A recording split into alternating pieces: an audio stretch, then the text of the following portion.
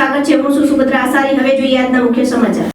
બોઠીવાડા જિલ્લા પંચાયત બેઠક પર ભાજપનો વિજય। ભાવનાબેન નરેશભાઈ ડામોરે વિજેતા જાહેર। 8778 મતો સાથે નોંધાવી જીત। બોઠીવાડા વિસ્તારની 4 તાલુકા પંચાયત બેઠકો પર પણ ભાજપનો ક્લીન સ્વીપ। સમગ્ર વિસ્તારમાં ભાજપના સમર્થકોમાં ખુશીની લહેર। બોઠીવાડા જિલ્લા પંચાયત પર ફરી ભાજપનો કબજો। વિજેતા ઉમેદવારે મતદારોનો માન્યો આભાર। રિપોર્ટર નરેશ ખરાડી મેઘરજ।